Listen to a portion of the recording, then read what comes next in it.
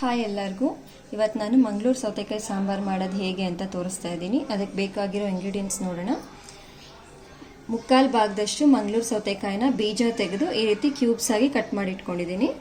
ಮತ್ತು ಅದಕ್ಕೆ ಬೇಕಾಗಿರೋದು 2 ಸ್ಪೂನ್ಸ್ ಧನಿಯಾ, 2 ಸ್ಪೂನ್ಸ್ ಉದ್ದಿನಬೇಳೆ, 1/4 ಸ್ಪೂನ್ ಜೀರಿಗೆ, 1/2 ಸ್ಪೂನ್ ಮೆಂತ್ಯ, 2 ಸ್ಪೂನ್ ಕಡಲೆಬೇಳೆ, ಒಂದು ಸಣ್ಣ ನಿಂಬೆಹಣ್ಣು ಗಾತ್ರದಷ್ಟು ಹುಣಸೆಹಣ್ಣು, 1 ಸ್ಪೂನ್ ಅಕ್ಕಿ, 4ರಿಂದ 5 ಬ್ಯಾಡಗೆ ಮೆಣಸಿನ್ಕಾಯಿ, ಸ್ವಲ್ಪ ಕರಿಬೇವು ಮತ್ತು 1 ಕಪ್ ಕೊಬ್ಬರಿ.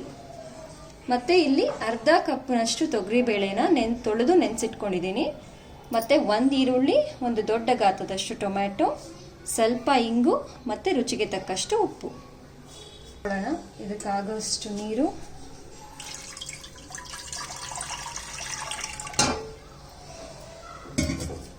ಬೇಳೆ ಹಾಕೋತಾ ಇದ್ದೀನಿ.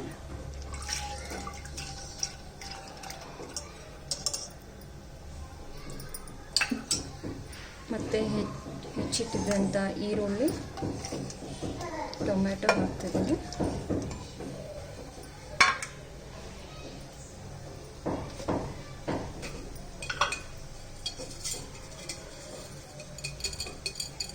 ಒಂದು ಸ್ಪೂನ್ ಉಪ್ಪು,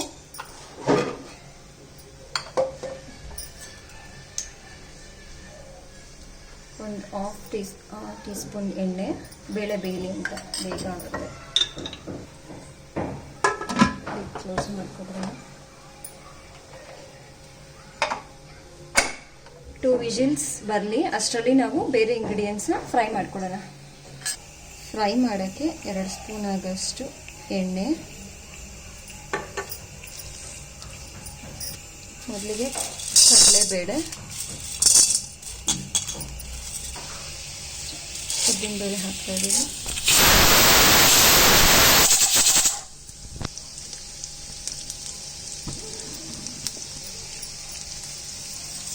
ಮೆಂತ್ಯ,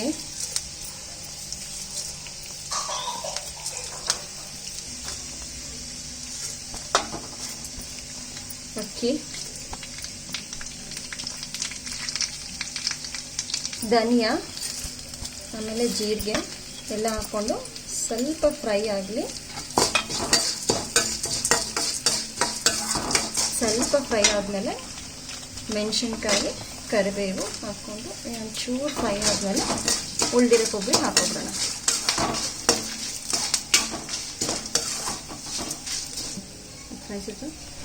ಕೊಬ್ಬರಿ ಹಾಕ್ಕೊಳ್ಳೋಣ. ಕೊಬ್ಬರಿ ಹಾಕಿ ಫ್ರೈ ಮಾಡೋಣ.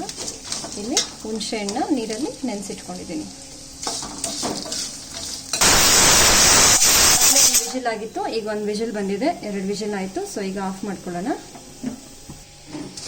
ಈಗ ಇದು ಫ್ರೈ ಆಗಿದೆ, ಒಂಚೂರು ಆರಿದ ತಕ್ಷಣ ಮಿಕ್ಸಿಗೆ ಹಾಕ್ಕೊಂಡು ರುಬ್ಕೊಂಡು ಬರೋಣ.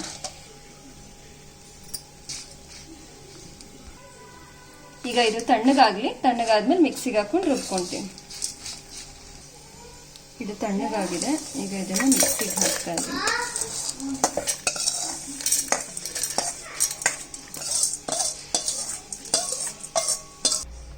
ಈಗ ನೋಡಿ, ಬೇಳೆ ಬೆಂದಿದೆ. ಇದರ ಜೊತೆಗೆ ಕಟ್ ಮಾಡ್ಕೊಂಡಿರೋಂಥ ಮಂಗಳೂರು ಸೌತೆಕಾಯಿ ಹಾಕ್ಕೋತಾ ಇದ್ದೀನಿ.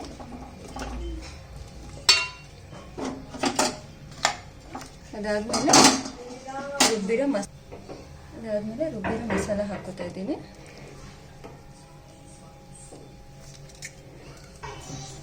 ನೆನೆಸಿರೋ ಹುಣಸೆಹಣ್ಣು ಹುಳಿ ಹಾಕ್ತಿದ್ದೀನಿ. ಅದರ ಜೊತೆಗೆ ಇದನ್ನು ಮಿಕ್ಸ್ ಮಾಡಿದ್ದೀನಿ. ಲಿಡ್ ಕ್ಲೋಸ್ ಮಾಡಿ ಮತ್ತೆ ಇನ್ನೊಂದು ವಿಜಿಲ್ ಕೂಗಿಸ್ಕೊಬೇಕು.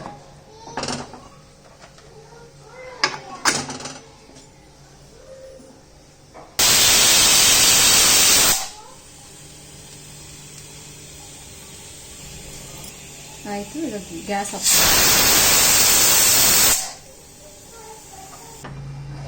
ಈಗ ನೋಡೋಣ ಹೇಗಾಗಿದೆ ಅಂತ.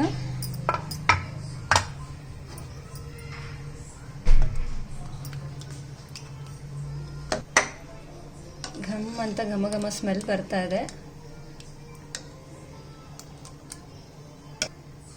ಈಗ ಇದಕ್ಕೆ ಒಗ್ಗರಣೆ ಹಾಕೋಬಿಡೋಣ. ಈಗ ಒಗ್ಗರಣೆ ಹಾಕೊಳ್ಳೋಣ. 1 ಸ್ಪೂನ್ ಆಗಷ್ಟು ಎಣ್ಣೆ,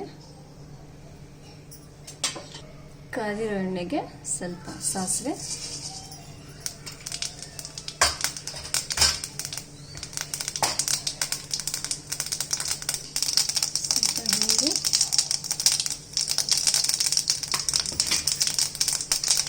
ಬಾಡಿಗೆ ಮೆಣಸಿನಕಾಯಿ ಒಂದೆರಡು, ಸ್ವಲ್ಪ ಕರಿಬೇವು. ಈಗ ಸಾಂಬಾರ್ಗೆ ಒಗ್ಗರಣೆ ಹಾಕೋಣ. ಹಾಕಿದ ತಕ್ಷಣ ಕ್ಲೋಸ್ ಮಾಡಿ.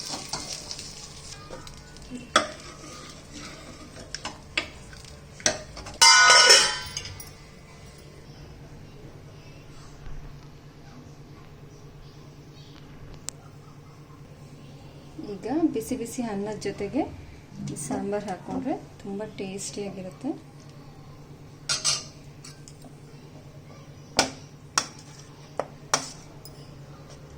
ನೀವು ಒಂದ್ಸಲ ಟ್ರೈ ಮಾಡಿ ಟೇಸ್ಟ್ ಹೇಗೆ ಬಂತು ಅಂತ ಕಮೆಂಟ್ ಮಾಡಿ. Thank you. ಬಾಯ್.